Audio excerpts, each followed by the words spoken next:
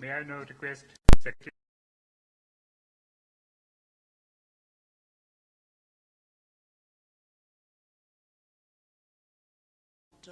Mines Ministry. Huh.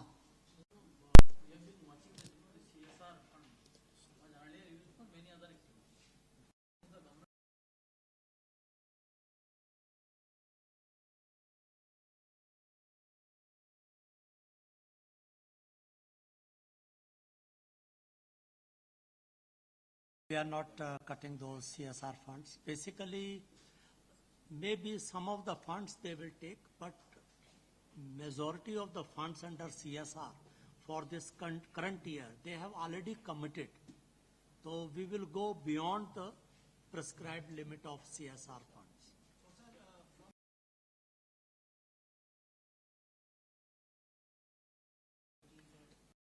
So far,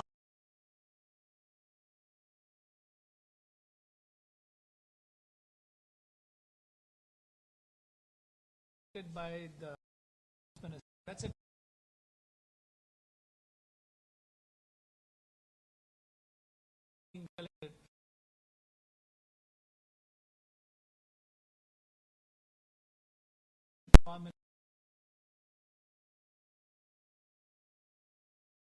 There is a Swachh Bharat course.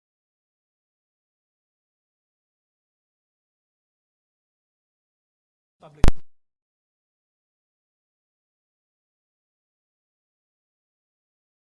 yeah.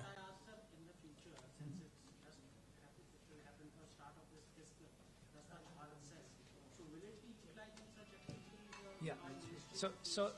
So the Swachh Bharat cess is being collected by Ministry of Finance and it is being used to support Swachh Bharat, basically. It's very simple, broadly. Friends, I'll request this, let's complete the presentation first and then you can ask all other detailed questions. Huh? Thank you very much. Thank you. Now, Ministry of Corporate Affairs is a different type of ministry which does not have anything directly under it. It's a regulatory ministry which decides the policy on corporates, but there is no PSU or any organization directly under it or a field level thing like you have in mines or in other public sector units. So we were in that sense a little different from other ministries. However, when we got the mandate to celebrate the Pakhwada on 16 to 13 June, what we did is called all the industry associations, CII, ASSOCHAM, FICCI, and our three institutes which are under our ministry, that is the Institute of Chartered Accountant, Institute of Cost Accountant, and the Company Secretaries. So together we decided that we have to address the problem, address the issue directly. Fortunately, under the Ministry of Corporate Affairs, we have more than 11 lakh corporates which are registered under our MCA portal. And MCA 21 portal has direct registration of these corporate as well as which are companies as well as limited liability partnerships. So we thought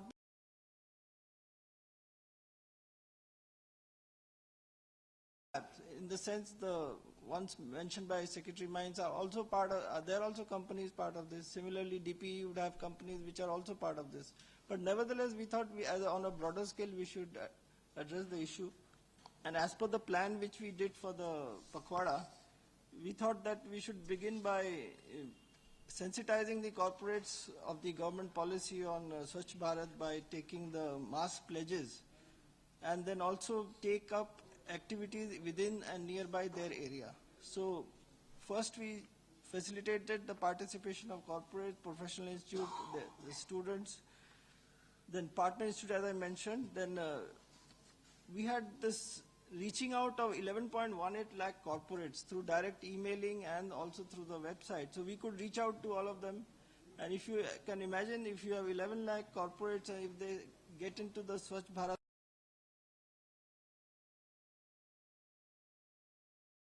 into the Swachh Bharat mold because of that. So more than 15 lakh professionals which are basically chartered accountant, cost accountant. I think some telephones are ringing here and there. May I request all of you, please put this phone on the silent mode. Thank you very much, sir. So our aim was basically, because since we could not go into the micro planning of private corporates, we thought it has to be a much more broad based. So we tackled it in the way of institutions. So 15 lakh professional engagement with 10,000 NGOs connected with this. Then online pledges 20 lakh have already been taken. Then we have reached out to 58,000 through the social media. The neighborhood cleanliness drives have been taken. Adoption of schools, colleges by corporate entities, we have figures of that. Then education and safe disposal of e-waste, which we thought is relevant for the corporate sector. Then one unique thing which we did is that for every day of the Pakhwada, we had designed a thematic thing. For example, if you see the cover of this booklet which we have made, it carries all the 15 thematic, basically, which addresses the issue of cleanliness and swachhta. So each day was taken up by the corporate so that you could focus on things like using two sides of the paper, using the dustbin, cleanliness, then avoiding PET bottles, then it's also to do with the environment, then regarding shopping bags and toilet cleaning and waste disposal, basically which are known, but it's not so much propagated properly. So corporates, they do follow all this, and they were expected that they would do what is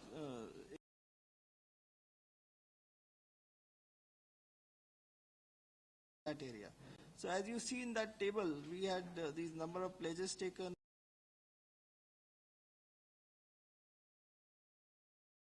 Every minute these figures are increasing as and when we receive the reports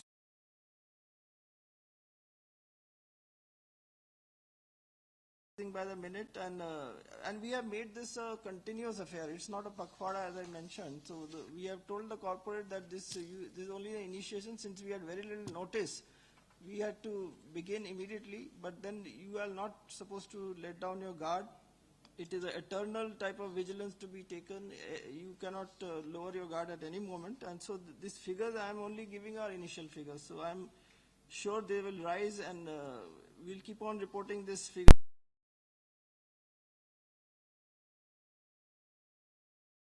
Corporates have taken up school slums for adoption, details of which we can give. Then we have also had workshops, seminars, and other educative programs, and thematic activity, as I mentioned. And way forward is that we will continue this drive, which will not be a one-off event. I remember on 2nd October 2014, I think it was launched on a big time by the Prime Minister that day. It was 2nd October. And I was that time in the IT department, and I had just come to Delhi also, but there were skeptics at that time who thought this may be a one-off thing, but I'm so happy to see that it only increased in strength, and after Mr. Iyer has come, it has become even more dynamic. So I think this speed will go on, and we will see that these functions are not Aupcharik, as they say, not formal, but actual delivering outcomes. So we have to basically focus on the outcomes. So these figures are indicative, and outcomes is where we are putting all our stress. We are hoping that we'll use our regulatory powers in a very positive way, because normally corporate affairs is seen as a regulator which is sort of always on the head of the corporate. But now we will see that this is in a positive way, and CSR part, of course, the policy is driven by us. And I might tell you that Swachh Bharat Kosh, 42.64 crores has been given by corporate, but this is only a small fraction of the thing. So it may be even more than this, actually. With this, 42.64 has come in the Kosh from for a certain large number of companies. It's not the entire thing, but it is representative of the bigger companies which have contributed to as a part of CSR. We have, this is a list of around, I'll just tell you, 6,000, no, sorry, number of companies, 4,000? 460 companies, yeah. 460 bigger companies which we were targeting. So with these initial remarks, we'll be welcome to answer any questions you have. Thank you, sir. I think we can request now the Secretary, Ministry of Public Enterprises. No, sorry, Public Enterprises already there? No, Public Enterprises, yeah. Corporate Affairs. Good afternoon. The Department of Public Enterprises, as most people would be aware, is a nodal department doing coordinating work for the CPSs. We don't have any CPSs under us, nor do we have any officers with us. We are a sole standalone department. What we do is that we issue some instructions and guidelines to bring about uniform responses to government announcements and policies. What we did for this weekend of Swachh Bharat was to inform and request all the CPSs, numbering about 235 operating ones, to carry out this drive during this weekend, this fortnight. And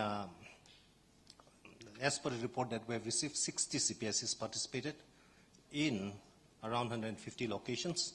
The activities which have been enumerated in the presentation before my presentation is all similar, but there are some things which we are trying to imbibe upon the people.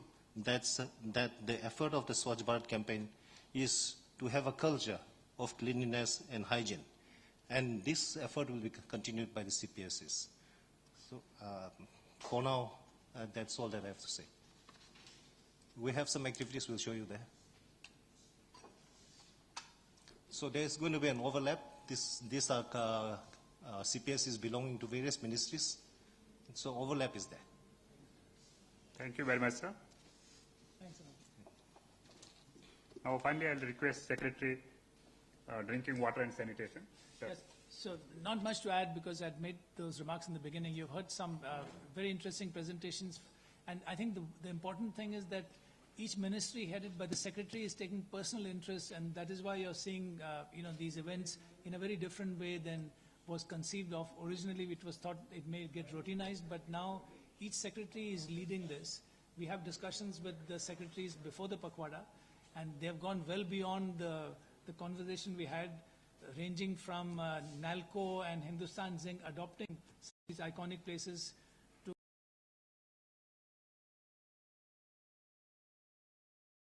public enterprises coming on board. I just wanted to mention two events which we had mentioned a fortnight ago, and then we can open it up to questions. Is that we have been talking about this for a while. This is about the special cleanup of these iconic places, which are going to be raised to an international standard. There will be a workshop on the 8th and 9th of July, where all these places, these 10 places, will send representatives from state governments, and the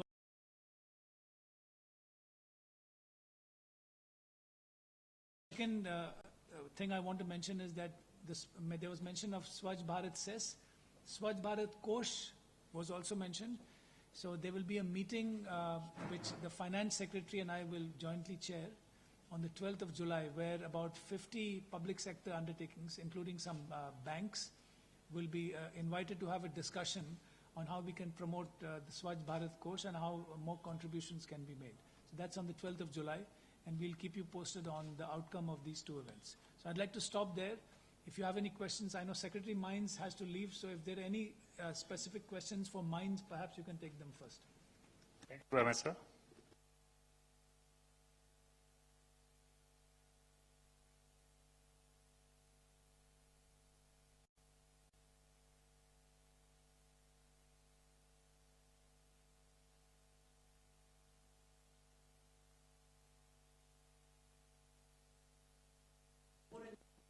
Of course. So let me show. Look, the rural the biggest challenge, because there are still about 550 million people who practice open defecation in rural areas. So it's a major challenge, and we are working with the state governments to address that challenge. There is a plan. Today, the coverage of sanitation in rural areas is about 52%. There was a big jump in increase in access to sanitation after Swachh Bharat was announced by the Honorable Prime Minister. And there was an increase in about 14% in access to sanitation, which is a major increase in such a short time. On top of that, the good news is that there is usage of these toilets, because it's not just about construction. That is equally important. And the third point is that unless you focus on behavior change, you will not get people to demand toilets, and change an ingrained habit of many centuries, but also use them and then maintain them. Focus on how can we bring about behavior change in rural areas. There's momentum building. In phase 1 of this project, we have identified about 160 districts in 23 states. And then we work with state governments and the collectors or the chief executive officers who are the key nodal agency at the district level to mobilize private sector, volunteers, NGO, youth, civil society, and I think most importantly, to converge all government programs, whether it's of the health department or schools. So all these are converged at the district level, and we're focusing in phase 1 on about 160 districts. So I think that the rural areas, the challenge is there, but the momentum is growing, and hopefully at the end of the first year, we should have many more districts becoming open defecation. Sir, I have a question from corporate affairs. This is close to the Chartered Accountant Institute. And you talked about the Chartered Accountants. Should be fortunate, no? Yeah, that's what I'm just saying, sir. That will be the unfortunate part is, I saw them, doing a Swachhta drive last week. About 50, 60 people, all of them on the same pavement, using the same broom again and again, taking photographs with T-shirt wearing Swachh Bharat. Unfortunately, I think that is what is happening in a big way. Everyone is putting photograph on Facebook, Twitter, and sending.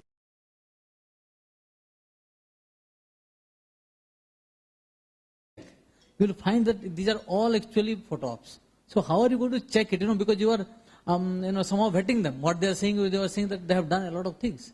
I think you should go and see what exactly is happening there. Okay, I'll answer that. See, this is the first stage, sensitization. Involving private sector in such a big scale has never been done. I mean, this is the government which is doing it for the first time. Corporate volunteering is starting. So maybe there are some aberrations, but let us not generalize based on that. There may be outlier cases where, but I agree there is we should also document what is being done.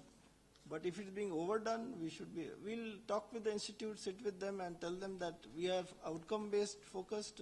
Outcomes are important. You have to give actual outcomes which have been taken place, not simply photo ops. I take your point. Thank you. But please wait for the call. Yeah, please.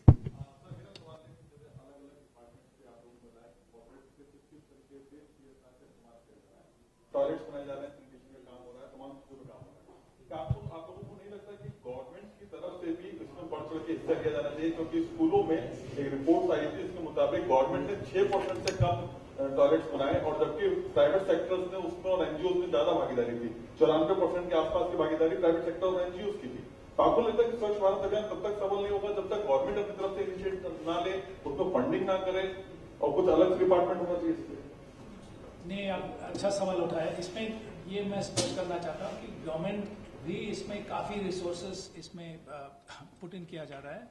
हमारे ministry का जो budget है स्वच्छ भारत का ग्रामीण में 9,000 करोड़ का budget है, और ये है केवल 60% कंट्रीब्यूशन, क्योंकि ग्रामीण क्षेत्रों में एक टॉयलेट का जो इंसेंटिव है वो 12,000 रुपये, और वो 60-40 बेसिस पे शेयर किया जाता है centre states.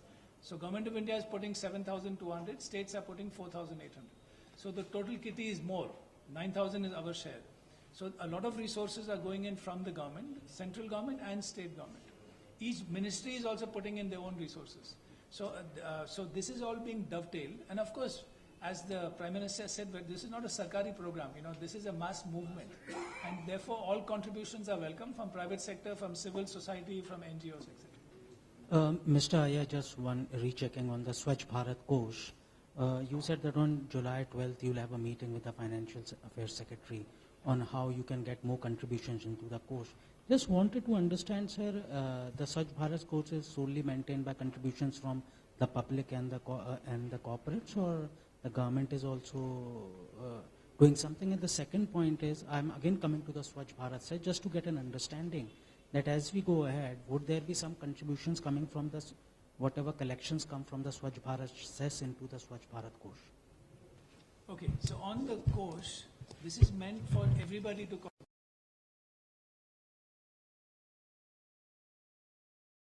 went to Pune, and he honored a pensioner who was contributing 1/3 of his government pension to the Kosh.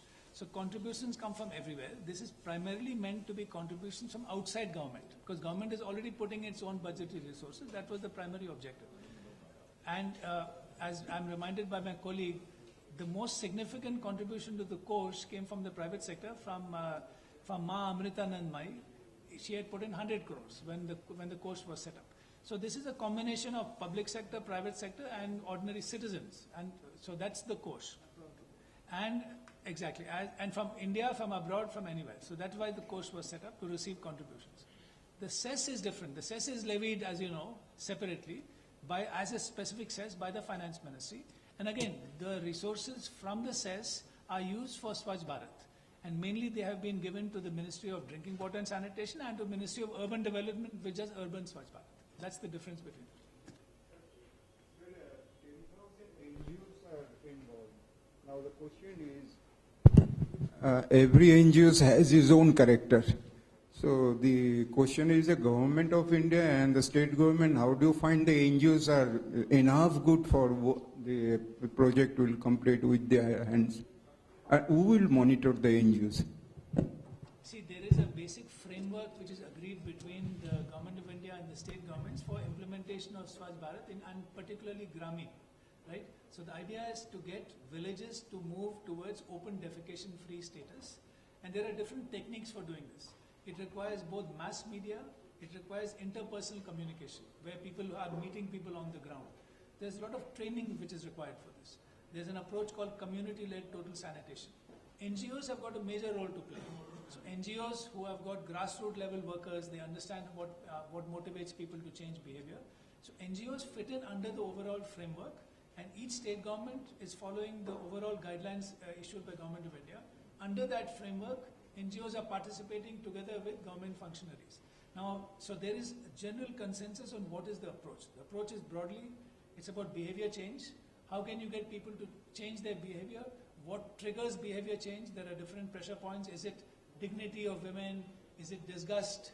Is it health? There are different ways of doing this. So that training is imparted, and then in a particular village context or block context or district context, that is being implemented in partnership with us.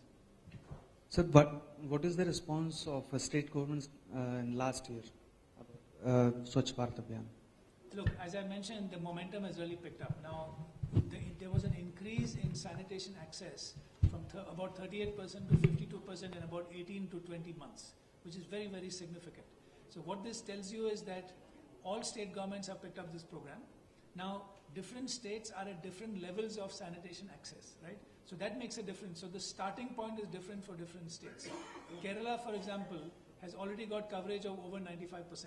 So it's easier to move from 95 to 100. Sikkim is already fully covered. Sikkim is the first and only state in India which is fully open defecation free, but it has only 4 districts, right? So you have got big states like UP and Bihar, which have got major challenges where the coverage figures range from anywhere from 25 to 40 to 45%. So there are some states which are more difficult than others. So some of them need more intensive efforts, others require less. Gujarat is at about 75%, Himachal, Punjab, Haryana, they're all higher coverage states. So each state has got its own issues. There are different problems in different states. But what we are trying to do is to make sure that we focus on all the states and try to provide whatever support each state needs. How many states not cooperating with the... The simple answer is none. All states are cooperating. I'm being very frank. You know, I visit, in a month, I would visit 2-3 states. And I think I've covered about 12 or 13 or 14 states already. All states are fully supporting this program. And they have different challenges, but the support is there. Please, just somebody is waiting for the question. Just next, please.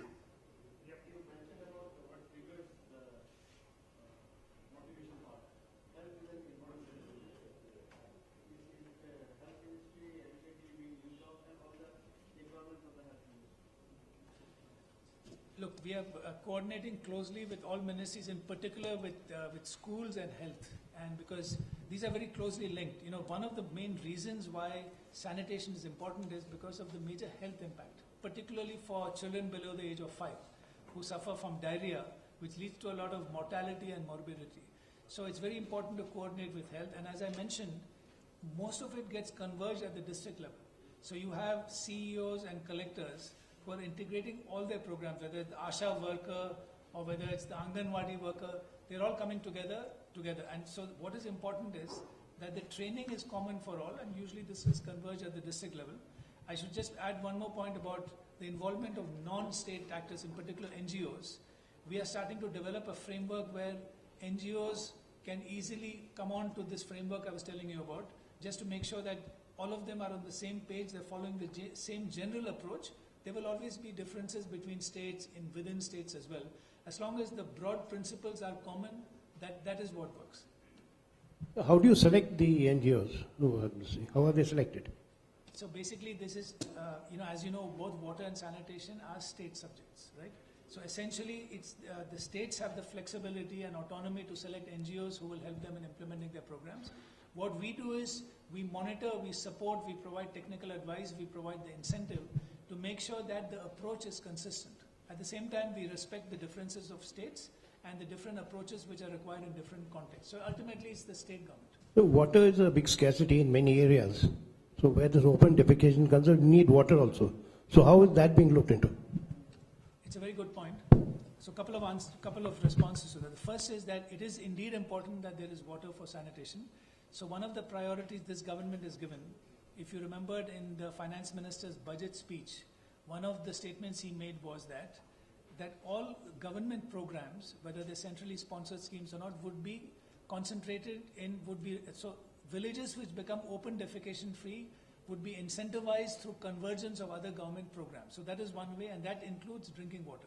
So we have, for example, issued instructions in my ministry that priority should be given for drinking pipe water supply to villages and districts which have become open defecation free. That is one. But number two, I should say that while it is important that you have water for sanitation, there are some sanitation technologies which require less water, which is equally important. So for example, the rural pan, the pan which you use actually has got a steep slope, which requires less water than an urban pan. So there's a manufacturer in Gujarat who supplies these pans. So you need to have the appropriate technology in rural areas so that you consume less water. Number two, there is a technology called eco-sand, which actually requires no water. This is a technology which has been there for a very long time. It takes a little more time to introduce it because basically what it does is it separates the urine from the feces. So the urine can be, after a certain amount of time, can be used as fertilizer, and the feces, which is covered by ash and so on, after a year or so it becomes compost. So actually you don't need any water. Now this is not widely prevalent and it takes time to introduce this. But I just mentioned that to tell you that you can actually do sanitation without water. It's not very easy.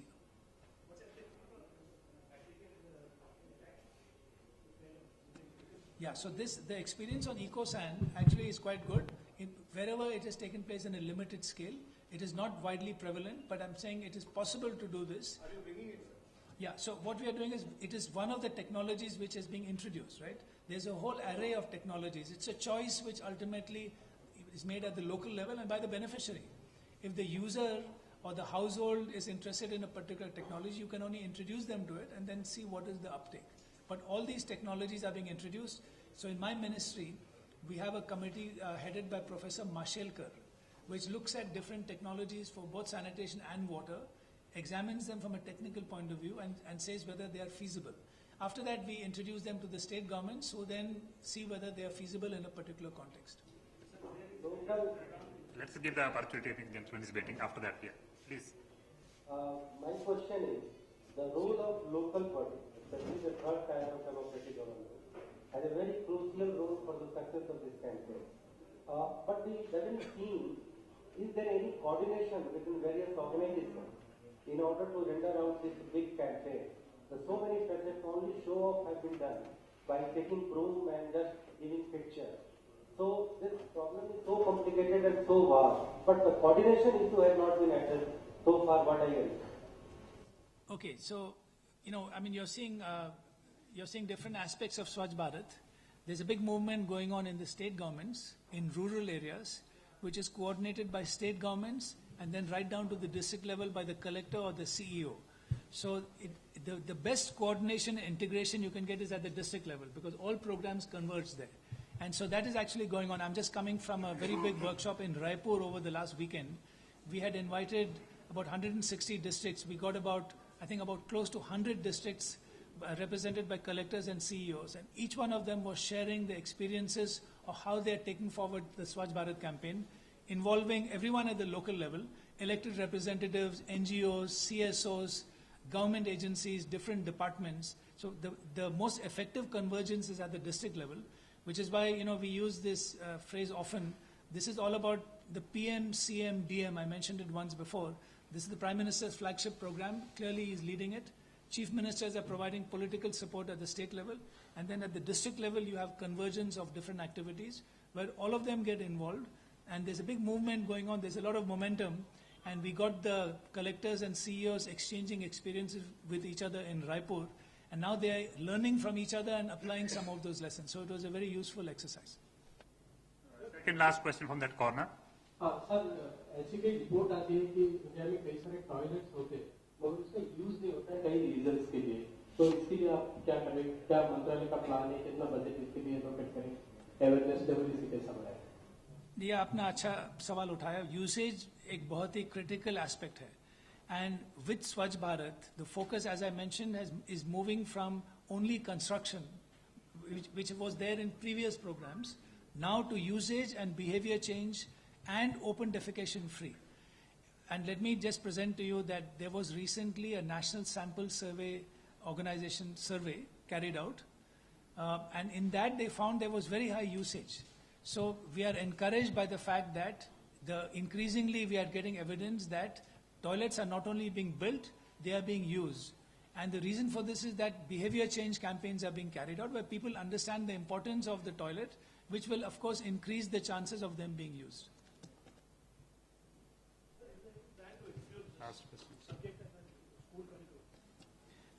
In fact, it is already there in the schools. Yeah, but I think that's an excellent point you made. We are now working with Department of Schools and actually my batchmate Subhash Khuntia. We've had a number of discussions, and the idea is to strengthen the existing curriculum. It's already there in different aspects, but how can we bring about an integrated, holistic capsule into schools is very much on the agenda. Yeah, no, and particularly in rural, we are talking of government schools. Because ultimately what we have found, and this came out also in the workshop in Raipur, that children influence their parents. अब school में toilet है वहाँ पे फिर वो घर जाके they say why don't we have a toilet at home. So this, in fact, there were several examples of this coming from the Raipur workshop, and so absolutely. So the whole idea is to use school children as vehicles for change as well. Thank you. There is any program to motivate? No.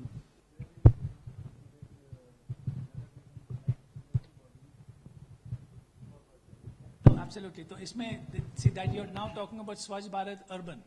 And so Swachh Bharat Urban is managed by Ministry of Urban Development. But yes, we work very closely with them. We have coordinated campaigns. And the whole idea is to motivate municipal corporations, councillors, elected representatives to focus on exactly this. The problems of urban are slightly different. वहाँ पे ज़मीन की कमी है, so there are issues. They need community toilets. There it's slightly different. You have migrant workers, in and out population. So the context is a little different, but fundamentally the principles are the same. It's about behavior change and it's about usage. Thank you very much, sir. And friends, thank you very much. Please join